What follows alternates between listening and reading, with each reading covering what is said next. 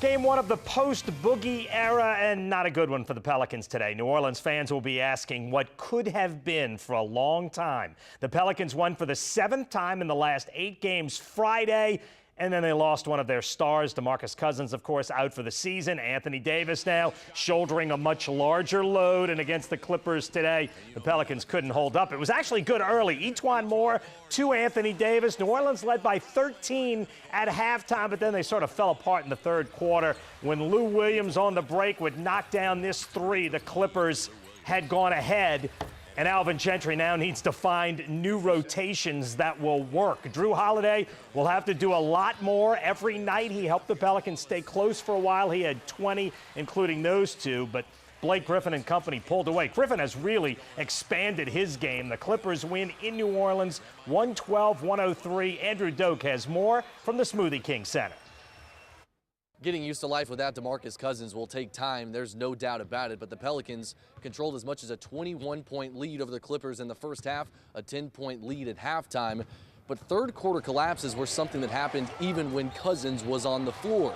Speaking with players after the game, they had the shots, they had the looks, they just didn't knock them down. Especially today, we got a lot of good wide open shots, the ones that we want, but I think they're all short. That's why I think our legs were a little sluggish, but I mean, really, we just got to go back and watch film, see what happened. We just didn't happen to knock down a lot of shots. I mean, a lot of our offensive firepower is gone, as you know, but I think it's just some adjustments that we have to do. You know, we have those shots.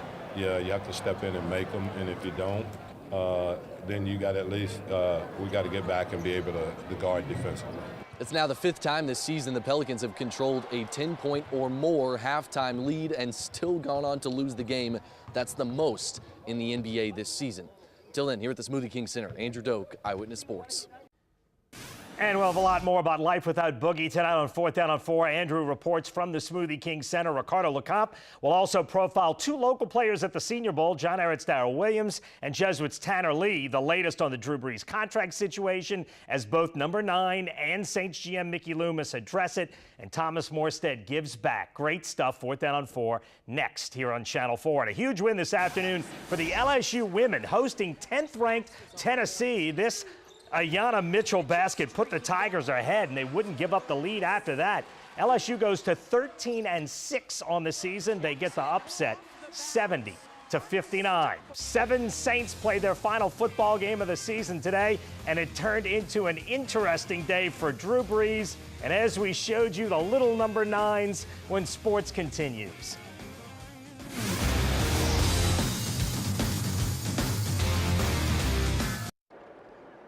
This sort of hurts to watch. That's the Philadelphia Eagles arriving at the Minneapolis-St. Paul International Airport.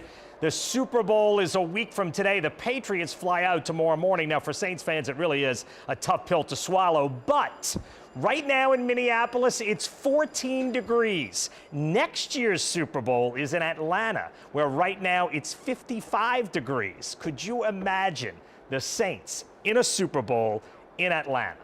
Wow, Drew Brees and company had to be content with Orlando this January in the Pro Bowl, where the game barely resembles football with pretty much no tackling. Brees was terrific. He only played the first 2 series of the first quarter of the game. He was 7 of 9, took the NFC straight down the field through the touchdown pass to Adam Thielen of the Minnesota Vikings.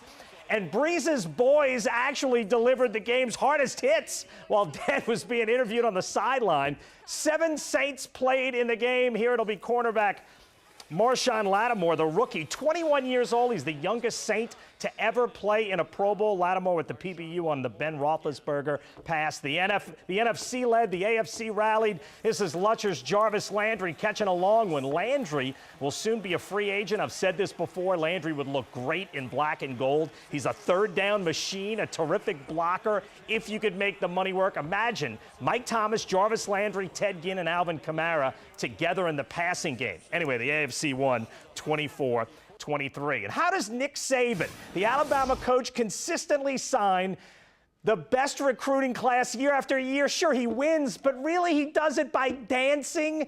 That's Saban in Slidell trying to woo Salmon DB Eddie Smith with the Cupid Shuffle. Nick Saban, a social media dancing marvel. and it's going nuts on social media. 4th down on 4 next. Lots of great stuff. Kristen. Hey, whatever works, though. If it Whatever works, it works. works, right? So.